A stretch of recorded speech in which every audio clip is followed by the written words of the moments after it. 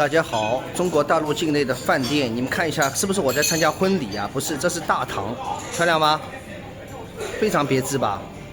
卢湾区卢湾店，上海1号，原来在电视台做广告的这个是酒店，今天399块，我其实只花了395块，对吧？烤鸭、牛仔粒、熏鱼。烧肉、奶豆腐特别好吃，炒虾仁、蟹粉豆腐，这条是什么？你来介绍一下。白水鱼怎么样？很好吃，很好吃，对吧？对，很好。这个是时蔬，还有什么菜吧？还有什么叉烧酥各种各样的，对吧？不是乱七八糟啊。3个人吃399的6人餐，很有意思，然后味道也不错，环境也很好。但是要说一点，太卷了吧！这么好的地段，这么好的饭店，399，他挣多少钱？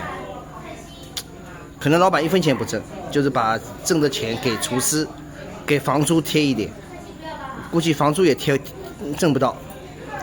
稍后还有几个菜继续拍给大家看，就上年纪的客人多一点是吧？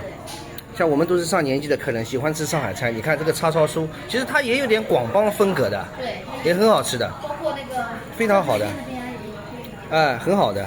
刚才跟这个经理聊了一下，他说这个是不挣钱。那我说不好意思的，以后多来捧场，对吧？不能这样薅羊毛啊，也不行啊。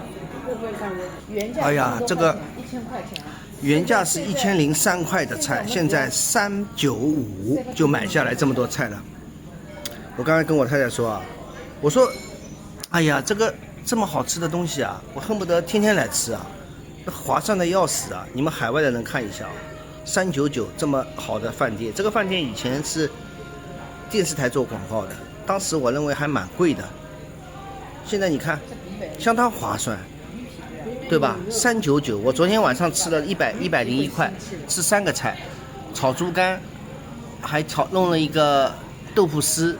还来了一个熏鱼，1碗米饭101块，我还不如到这里来吃，对吧？大不了打包，明天后天都可以吃的，有午饭吃。这个鼻子了嘛？非常好。这个帅哥服务特别好，帮你们推一下啊，视频。这个叫核桃酒酿羹，我们本来想吃酒酿原子的，味道怎么样？你先咬一小口，自己品尝一下，告诉我答案。好，老人先来一个，这我丈母娘。